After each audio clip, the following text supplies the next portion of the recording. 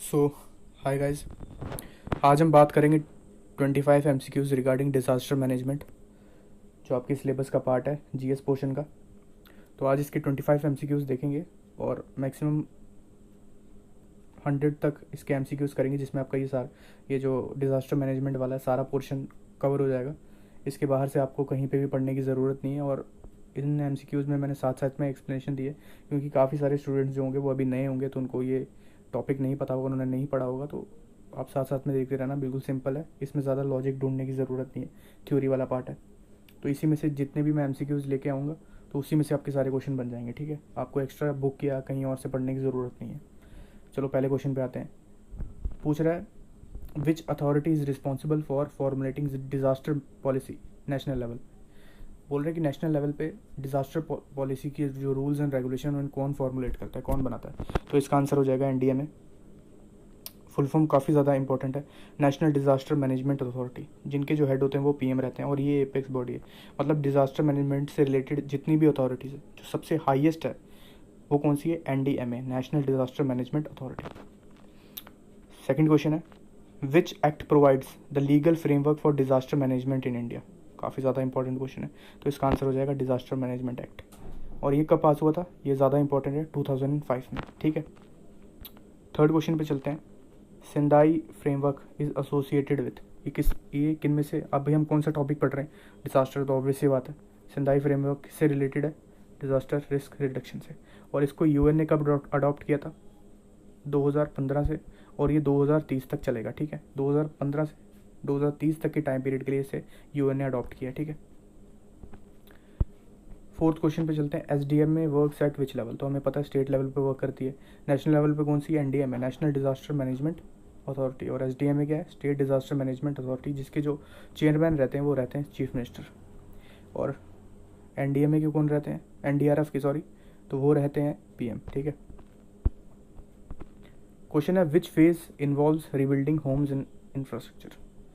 जब डिजास्टर के बाद अफेक्ट पड़ता है होम्स और इंफ्रास्ट्रक्चर को, तो जब उन्हें बनाते हैं वापस से, उनको रीबिल्ड करते हैं, तो वो कौन सा फेस होता है, तो वो होता है रिकवरी फेस। ठीक है, और ये सबसे लॉन्गेस्ट होता है। ठीक है, पोस्ट डिजास्टर के बाद से। बहुत ज़्यादा इंपॉर्टेंट क्वेश्चन है, पूछ रहे थे NDRF, national disaster response force कब जो है वो फॉर्म हुई थी, तो इसका आंसर हो जाएगा 2006। ठीक है, ऐसे क्वेश्चन आने वाले सिंपल सिंपल, ज़्यादा हार्ड क्वेश्चन इस टॉपिक से नहीं बनेंगे। क्वेश्चन है, the Bhopal gas tragedy was caused by, किसकी वजह से, तो सबको पता ही होगा ये। इसका आंसर हो जाएगा मिथाइल आइसोनेट, MIC गैस ली। और ये क्या थी, एक मैन मेड डिजास्टर इसको बोलते हैं। ठीक है, 1984 डेट ज़्यादा इंपॉर्टेंट है, कब हुई थी ये, 1984 में। Next question, which of the following is a man made disaster. हाँ, जैसे अभी ऊपर एग्जाम्पल था कौन सा, भोपाल गैस ट्रेजिडी, तो इनमें से पूछ रहा है, तो कौन सा है, केमिकल लीकेज। ठीक है, early warning system are part of which phase. अभी आपको पता है इंडिया पाक को लेकर टेंशन चल रही थी, हमें क्या बोला गया था, प्रिपेयर रहने के लिए बोला गया था, मॉक ड्रिल्स वगैरह। तो ये कौन सा पार्ट होता है, प्रिपेयर्डनेस का। नेक्स्ट है, हु हेड्स डीडीएमए। अब डीडीएमए की फुल फॉर्म क्या होती है, डिस्ट्रिक्ट डिजास्टर मैनेजमेंट ऑटोनॉमी। ठीक है, और इसको कौन हेड करता है, तो इसको हेड करते हैं डिस्ट्रिक्ट मजिस्ट्रेट, डीएम। ठीक है, और इसको बनाया गया था 2005, जो डिजास्टर मैनेजमेंट एक्ट है उससे इसको बनाया गया था। ठीक है, नेक्स्ट चलते हैं, which Indian city was worst affected by 2001 earthquake. तो हमें पता है इसका आंसर भुज, और भुज कहाँ पे है, राजस्थान में। ठीक है, क्वेश्चन पूछा है, एनडीएमए इज चेयर्ड बाय, कौन इसके चेयरमैन होते हैं, नेशनल डिजास्टर मैनेजमेंट अथॉरिटी के, तो इसके आंसर हो जाएगा पीएम, प्राइम मिनिस्टर। ठीक है, क्वेश्चन है, विच ईयर सा द इंडियन ओशन सुनामी, कौन सी ईयर में आई थी, तो 2004 में।